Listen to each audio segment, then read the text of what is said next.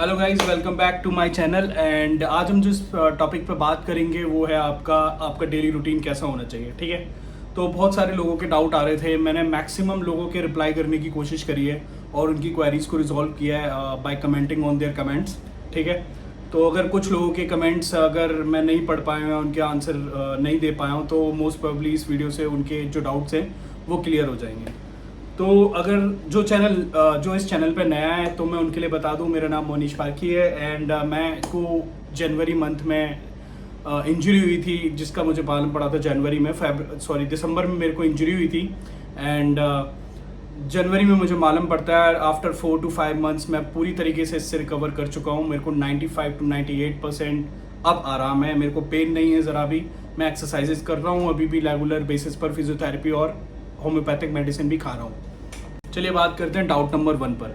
तो सबसे पहला जो लोगों को डाउट रहता है कि हम लोगों को कितना चलना चाहिए, कैसे चलना है, यार हमें रनिंग करनी है नहीं करनी है। तो आज हम इस पर बात कर लेते हैं पहली चीज़ पर। तो भाई देखिए, अगर आपको इंजरी हुई है और आपको मालूम पड़ा है या आपको पास्ट इंजरी हुई है, काफ़ी टाइम से आपको ये इंजरी है और आप अभी रिकवरी पीरियड शुरू कर रहे हैं, तो रिकवरी के ड्यूरेशन में आपकी जो वर्टिब्रा की जो मसल्स हैं वो जब आप फिजियोथेरेपी करते हो तो वो मूव होती हैं, करेक्ट। तो उस ड्यूरेशन में उस पर्टिकुलर एरिया का मूवमेंट होता है। तो हम जो मेरे जो रिफॉर्मर थे, जो मेरे आपके फिजियोथेरेपिस्ट थे, उन्होंने मेरे को बोला था कि आपको दिन में 3000 से 4000 स्टेप्स टारगेट करने हैं टोटली। वो आपके ऊपर है, वो आप कैसे टारगेट करते हो। आप 500 स्टेप्स अभी चलो, 500 स्टेप्स दिन में चलो, 500 स्टेप्स शाम को चलो, मतलब टोटल 3000 से 4000 स्टेप, इससे ज़्यादा नहीं चलना। पहली चीज़ ये, ठीक है। दूसरी चीज़, आपका क्या बोलते हैं, जो वॉकिंग स्टाइल है, वॉकिंग स्टाइल कैसा होना चाहिए। तो वॉकिंग स्टाइल पे हम बात करते हैं कि आपको है ना तेज नहीं चलना।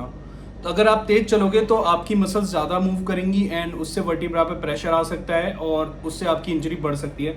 तो आप कोशिश करिए कि आपकी जो चलने की स्पीड है वो थोड़ी स्लो, ठीक है, नॉर्मल से भी स्लो होनी चाहिए, बिल्कुल, ठीक है।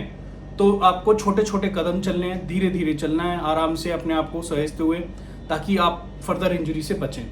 तो ये तो हो गया आपका क्या बोलते हैं चलने वाला पार्ट। और ऑब्वियस ही बात है, रनिंग तो आपको करनी नहीं है, ठीक है। रनिंग से बचना है, जंपिंग से बचना है। अगर आप कोई छोटी छोटी जगह से आप कूदते हो, जैसे बेड पे चढ़ गए, कभी कभी हमें काम पड़ जाता है बेड पे चढ़ के पंखा साफ कर रहे हैं या फिर एसी साफ कर रहे हैं, ठीक है, कोई भी XYZ रीजन रहा और आप वहाँ से बिना सोचे समझे कूद गए, तो आपका प्रेजेंस ऑफ माइंड रहना चाहिए आपके पास कि नहीं, मेरे को इंजरी है, I need to take care of myself. Okay guys, तो आपको वो जंपिंग से भी बचना है। अब हम बात करते हैं वेट उठाने की।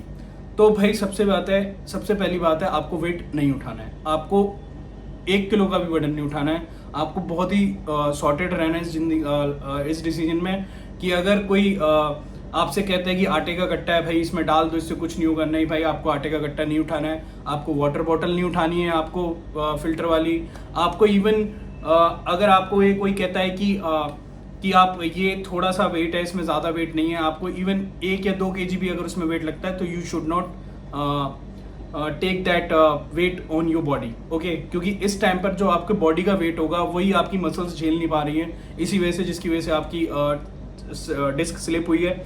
और अगर आपकी मसल्स अगर रिकवर नहीं कर पाएंगी, वो स्ट्रांग नहीं हो पाएंगी, और ऊपर से आप और वेट डालोगे बॉडी पर, तो आपके लिए नेगेटिव साबित हो सकता है। तो मैंने क्या बोलते हैं वेट नहीं उठाया था, मैं अभी भी वेट नहीं उठाता हूँ। मैं छोटे मोटे वेट उठाना शुरू किया है, जैसे पानी की बोतल उठा ली मैंने कभी, या आटे का 5 किलो का आटे का वो उठा के डाल दिया। ये अब मैंने शुरू किया 5 से 6 महीने बाद, जब मेरी 95 to 98% रिकवरी हो चुकी है, ठीक है। अब बात करते हैं आपके स्टेयर्स की। एक मैम है, उनका क्वेश्चन आया था कि क्या मैं सीढ़ियाँ चढ़ सकती हूँ। द आंसर इज नहीं, आप सीढ़ियाँ नहीं चढ़ेंगे, क्योंकि जब आप सीढ़ियाँ चढ़ती हैं तो आपकी वर्टिब्रा मूव होती है। वर्टिब्रा मूव होने से आपका वो पर्टिकुलर एरिया फिर से फर्दर इम्पैक्टेड हो सकता है। तो आप अवॉइड करिए सीढ़ियाँ चढ़ना थोड़े कुछ समय के लिए, 1 या 2 महीने के लिए, अगर आपको इंजरी हुई है। एंड अपनी बॉडी को टाइम दीजिए उस इंजरी को समझने के लिए और उससे रिकवर होने के लिए, क्योंकि अभी क्या है, आपका रिकवरी प्रोसेस जस्ट अभी शुरू हुआ है, ठीक है। तो आपकी बॉडी, जब आप एक्सरसाइज करेंगी तो आपकी बॉडी में भी बदलाव थोड़े थोड़ा आने शुरू होंगे और इसके हिसाब से बॉडी को एडजस्टमेंट की रिक्वायरमेंट होगी। तो स्टेयर्स चढ़ना अभी बंद कर दीजिए, स्टेयर्स बिल्कुल नहीं चढ़नी है आपकी। तीसरा डाउट हो गया, डाइट से एसोसिएटेड मैं आपकी वीडियो बना ही चुका हूँ, तो आप वो डाइट वाला चार्ट लेकर डाइट वाली वीडियो देखकर आप अपनी डाइट कस्टमाइज जरूर करिए। अगर आप डाइट नहीं लेते हैं तो क्या होगा? तो देखो भाई, बॉडी में सबसे बड़ी चीज़ होती है मसल्स, ठीक है? हड्डियों को पकड़ के रखा है मसल्स ने। अगर आपकी मसल्स फाइबर स्ट्रॉन्ग नहीं है तो आप रिकवर नहीं कर पाएंगे। तो आपको प्रोटीन उतना लेना ही पड़ेगा। आपकी इच्छा है आप कैसे लेते हैं, आप उससे वेज सोर्स से लेते हैं या नॉन वेज सोर्स से लेते हैं, ये आपके ऊपर डिपेंड करेगा, ठीक है गाइस। और नेक्स्ट डाउट आता है कि क्या आप बाइक चला सकते हैं इंजरी में, या स्कूटर चला सकते हैं, एक्टिवा चला सकते हैं? The answer is straightforward, no. आप बाइक नहीं चलाएंगे, आप स्कूटर नहीं चलाएंगे, आप इवन साइकिल भी नहीं चला सकते, क्योंकि अगर कहीं आपको धक्का लगा तो वो इम्पैक्ट आपकी रीढ़ की हड्डी सहेगी और उससे आपकी इंजरी थोड़ी और वर्स हो सकती है। तो आपको ये सब चीज़ें भी अवॉइड करनी है, ठीक है? No cycle, no bike, no scooter, nothing else. हाँ, अगर आपके पास कार है तो आप कार में पीछे बैठ के जा सकते हैं, आप कार ड्राइव भी नहीं कर सकते। आपको कार ड्राइविंग भी अलाउड नहीं है अनटिल एंड अनलेस आपका पेन वापस रिवर्स नहीं हो रहा, ठीक है? फिर आता है आपका लॉन्ग डिस्टेंस ट्रेवल। भाई लॉन्ग डिस्टेंस ट्रेवल आपको अवॉइड करना चाहिए, सीधी बात है। आपको नहीं करना है लॉन्ग डिस्टेंस ट्रेवल।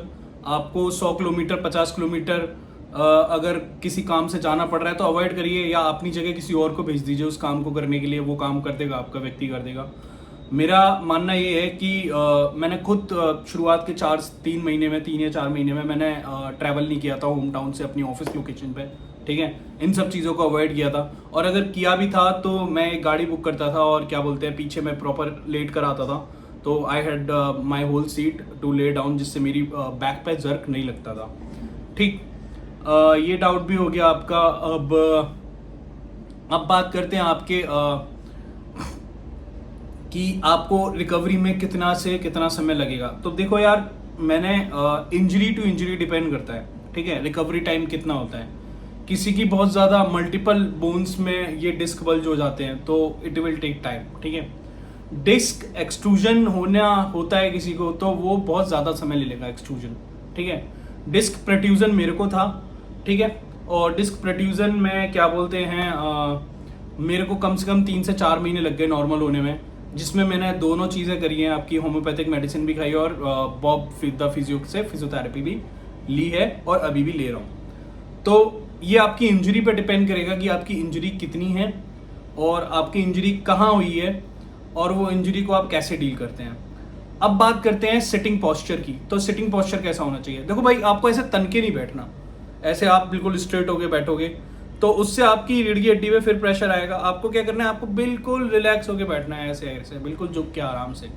भाई let your spine be relax. आप इधर देखो, ऐसे करके मैं बिल्कुल एकदम ऐसे रिलैक्स होके बैठा हूँ, ठीक है? मैंने जरा भी सीधा होके प्रेशर नहीं लिया है, तो बिल्कुल रिलैक्स होके बैठना है, ठीक? पहली चीज़ ये। दूसरी चीज़, आपको ये भी देखना है कि आप हार्ड सरफेस पे बैठ रहे हैं या सॉफ्ट सरफेस पे बैठ रहे हैं। तो अगर आपको बैठते टाइम आपको बटक्स पे या आपके हिप में मसल्स में पेन हो रहा है तो आप क्या काम कर सकते हैं, एक पिलो ले सकते हैं, तकिया ले सकते हैं स्क्वायर, ठीक है? आप उसको रखिए उस चेयर पर और फिर उसके बाद बैठिए, ठीक है? तो आपको इस तरीके से बैठना है। अगर आप मेरा पोस्चर देख पा रहे हैं तो मैं आपको दिखाता हूँ मैं कैसे बैठा हूँ। देखिए, देखिए, मैं बिल्कुल एकदम रिलैक्स होके बैठा हूँ, मेरे को कोई दिक्कत नहीं है, ठीक है? मैं ऐसे रिलैक्स होके बैठा हुआ हूँ। आप मेरा ये पोस्चर देख रहे हैं, मेरे ऐसे करके कर्व बना हुआ है, ऐसे करके कर्व बना हुआ है मेरी रीढ़ की हड्डी में। तो उससे हो क्या रहा है, अगर मैं अपनी रीढ़ की हड्डी रखूंगा तो दे विल भी यहाँ पे एक टेंशन रहेगा, और अगर मैं ऐसे करके रखूंगा तो मेरी इंजरी अगर पीछे की साइड हुई थी तो वो उनके बीच में हल्का सा गैप रहेगा और डिस्क को उतना टाइम मिलेगा सही होने के लिए, ठीक है गाइस? फिर हम बात करते हैं आपके नशे की आदतों की। भाई कुछ लोग बियर पी रहे होंगे, कुछ लोग दारू भी पी रहे होंगे, राइट? कुछ लोग गुटखा, तंबाकू, सिगरेट भी पीते होंगे। तो भाई एक बात समझ लो, अगर आपका खून प्योर नहीं है ना तो आपका प्रॉपर ऑक्सीजन का फ्लो नहीं होगा। ऑक्सीजन का फ्लो नहीं होगा तो एब्जॉर्प्शन रेट बढ़ेगी नहीं, एब्जॉर्प्शन रेट बढ़ेगी नहीं, आपकी इंजरी सही नहीं होगी। As simple as that. तो ये सब चीज़ें आपको अवॉइड करनी है, ठीक है? अब बात करते हैं आप कितने घंटे बैठ सकते हैं लगातार, ठीक है? तो भाई मैं हो गया हूँ रिकवर, मैं 3 से 4 घंटे नॉर्मली बैठ सकता हूँ, काम कर सकता हूँ।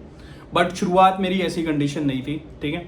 शुरुआत में मुझे कैसा हुआ था कि मैं एक घड़ी से पेन डाउन करता था। बॉब ने मेरे को बोला था कि आप ये देखो कि आप बिना पेन के, बिना स्ट्रेस के कितने घंटे या कितने मिनट्स आप बैठ सकते हो शुरुआत में। तो मैंने नोटिस किया था मैं 15 to 20 मिनट्स ही बैठ पा रहा था, ये भी मैंने ज़्यादा बोल दिया, 10 मिनट बैठ पाता था मैं, और उसके बाद मेरे पेन शुरू हो जाता था।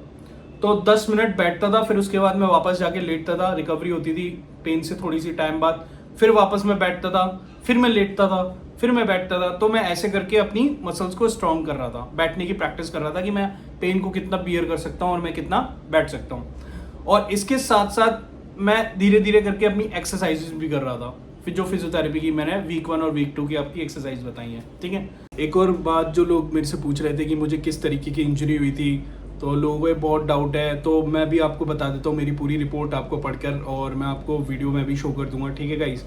तो मुझे हुआ था भाई L4 L5 डिस्क डीजनरेशन था और डेसिकेशन था L4 L5 पर, ठीक है। और सिग्नल इंटेंसिटी नहीं मिली थी उनको, मतलब मेरा जो पानी था डिस्क के अंदर वो पूरा सूख गया था। तो एक तो ये चीज़ थी। उसके बाद साथ साथ अगर मैं बात करूँ तो पोस्टीरो लैटरल प्रोलैप्स और L4 L5 disc with extrusion causing severe compression of thecal sac. तो डिस्क एक्सट्रूजन भी था मेरे को, ठीक है, L4 L5 पर। और पोस्टीरो लैटरल का मतलब होता है पीछे की साइड, मतलब रीढ़ की हड्डी अगर मैं ऐसे मानूँ तो अगर ये मेरा फ्रंट है तो मेरे पीछे की साइड एक्सट्रूजन हुआ था L4 L5 और L5 S1 पर। तो ये मेरी रिपोर्ट थी पूरी प्रॉपर, एंड इसको मैं आपको शेयर कर दूंगा। आई होप सारे डाउट्स क्लियर हो गए। तो ये कुछ नॉर्मल जो क्वेश्चंस थे वो मैंने आपके इस वीडियो में जवाब दे दिए हैं। अगर आपको फर्दर अगर कोई डाउट है तो आप प्लीज़ कमेंट करिए, मैं आपके आंसर्स दूंगा। And best of luck and happy recovery. और जो इस चैनल पे नए हैं please share, subscribe and bell icon दबाना मत भूलना। एंड आपको लगता है अगर किसी ग्रुप में ये इंजरी हुई है तो और वो ऑपरेशन करवाने जाना चाहता है तो please ask him to like change his decision, because operation के बाद भी आपको बहुत प्रॉब्लम होगी जो आप सोच भी नहीं सकते, ठीक है। क्योंकि ये स्पाइन का ऑपरेशन है, किसी अदर ऑर्गन का ऑपरेशन नहीं है। और आप यूट्यूब पे भी सर्च कर सकते हैं कि ऑपरेशन के बाद क्या स्थिति होती है, और ऑपरेशन के बिना अगर आप इस चीज़ को रिजॉल्व कर पा रहे हो तो that is the most fantastic thing in your life. और डिप्रेशन में मत जाइए दोस्तों, आप अपना काम करते रहिए और बाकी सब भगवान पे छोड़ दीजिए। डिप्रेशन का कोई इस इंजरी से लेना देना नहीं है। आपको ये नहीं सोचना कि इतनी छोटी सी उम्र में क्या हो गया, मेरे साथ कैसे हो गया, मैं कैसे रिकवर करूँगा। आप भगवान पे भरोसा रखिए, आप अपनी डाइट प्रॉपर लीजिए, आप 3000 से 4000 स्टेप चलिए, प्रॉपर सिटिंग पोस्चर रखिए, ठीक है, वेट मत उठाइए, और जो मैंने आपको गाइडेंस बताई है वो आप करिए, आप रिकवर हो जाएंगे। Thank you guys and have a nice day.